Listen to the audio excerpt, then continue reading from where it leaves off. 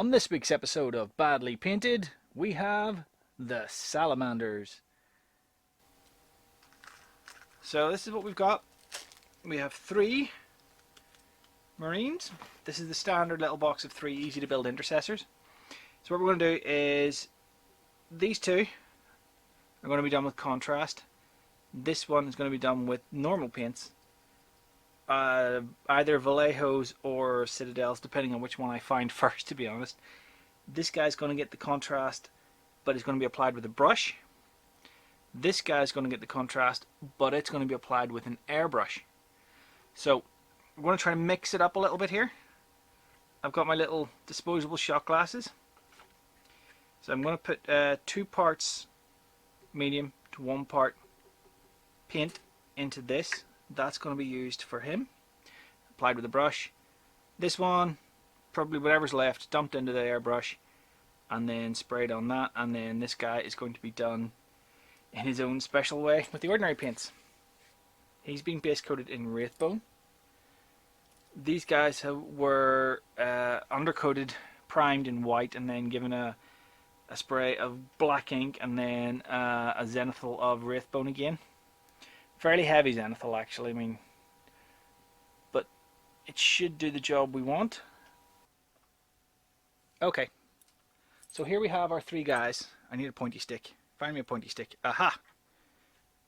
That'll do. Pointy stick.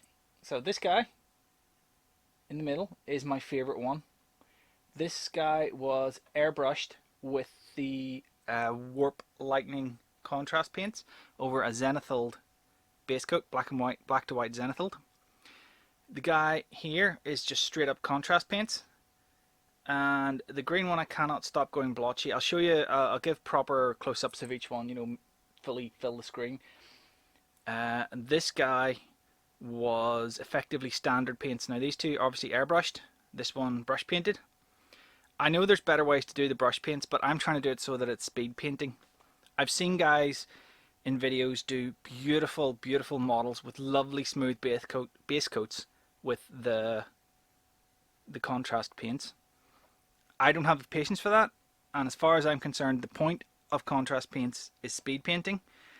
So this is what it is. It's effectively a way to speed paint your army.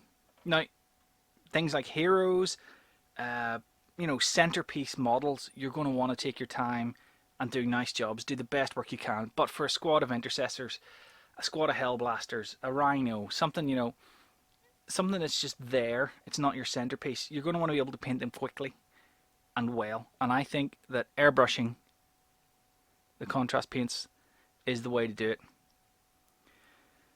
because I don't think that needs a shade. And this guy I think would need a pin wash, you know, get the crevices of the shoes, the knees, everything. But not to say this guy wouldn't benefit from it, but I don't think you need to do it. I would probably do it on a centerpiece model, but I might not do it on the infantry models. So first up, we've got our all contrast, all brush guy. So this guy base coated in Wraithbone, and then the Warp Lightning contrast paint, thinned 2 parts medium to 1 part paint, was done over him. It was allowed to dry, and then he got a second coat. So nothing spectacular about this. This is pretty much just a baseline contrast paint model. Now, I can't get the paint to stop pulling on the large flat areas. This is where I think the contrast paint falls down. But if you look like the front of the face and the Aquila when it comes back round, this is where the contrast paint really does work. Now look at the Aquila. You can sort of see it behind the gun. That works. Round his face, the vents in his face, that works really well. And that's where the contrast paint does work. So, you know, there are use cases for the contrast paints. I'm thinking of getting the Tyranid box set and using the contrast paints on that, but that's not for this one. So here we've got our sergeant, who was painted using the Vallejo paints.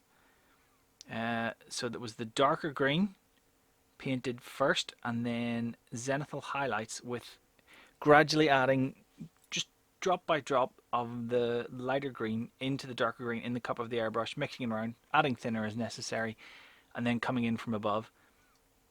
This was quickly done. There was no real effort to make it look spectacular. Basically, this is a speed paint test, so I mean that's fine, but I think it needs a shade. There's not enough definition between the armor plates and the the various joins of the armor plates, like on his foot there. It needs something just where his toe joints are, and where the heel joint is, and the knee joint is, and where the ribs are, and under the aquila. It just needs, and this is me realizing that my color balance was set to auto, so every time I moved my finger and it changed the color balance.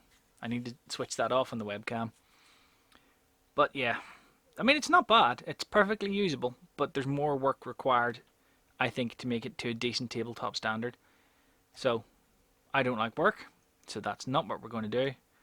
We're going to use something else. And that something else is contrast paints airbrushed.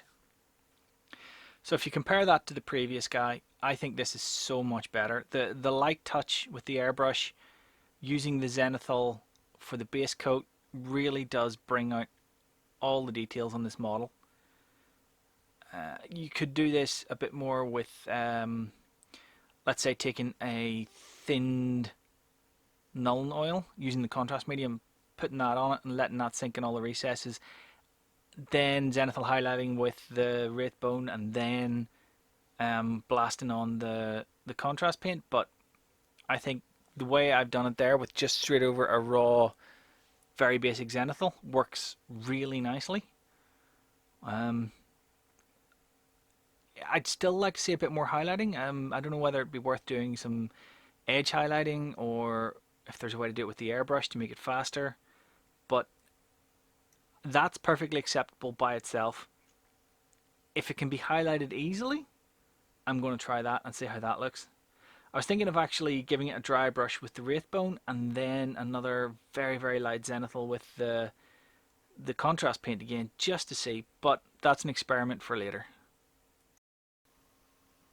So here we've got our, not final, not finished, but a good stopping point, if you will. You could stop here, play these guys on the table, and be absolutely fine with it. So what we've done is the backpacks have been done. The outermost guys, so the far left and the far right, have been done with Nuln oil over Mechanicus Standard Grey. The center guy was done with Black Templars contrast paint over Mechanicus Standard Grey, which works okay. It's a little bit too dark. You would need edge highlighted up, whereas with the, if you have a look there on the left, or sorry, on the right hand side, yeah, so he's got his that's the solid, very dark with the Black Templars contrast paint. I prefer the normal, well, not normal, but the way I normally do it, the Nuln oil darkening down the Mechanicus Standard Grey. I think that works much nicer and gives you a better effect. The shoulder pads in this case were base coated with a very light, almost pinky orange. It's Vallejo Heavy Orange, if you're wondering, which is more of a pink than an orange. I don't know why it's classed as an orange, but yeah. And then it was given a Griffhound Orange contrast paint just for speed purposes. I think you probably want to paint your shoulder pads up better than that. Again, that was more, and that wasn't thinned down. It might work a bit better if it was thinned down. But in that case I just splodged it on just to get them finished. Again, looking at speed painting. That's me adjusting the camera so you can see all three. So it's up to you which one you prefer. I prefer the Nuln oil. So that's the guy on the left and the guy on the right. I don't know why I paint over my favourite model. For the rest of it I painted the armour I thought I wouldn't like. But yeah, I probably shouldn't have done that. But it's fine. It'll do. If you've made it this far, thanks very much for watching. There's another couple of videos there you can click on. You can click on the subscribe button if you want to. Like the video if you want to. Stick a comment down if you've anything to say. And in the meantime, happy wargaming. And I'll see you next time.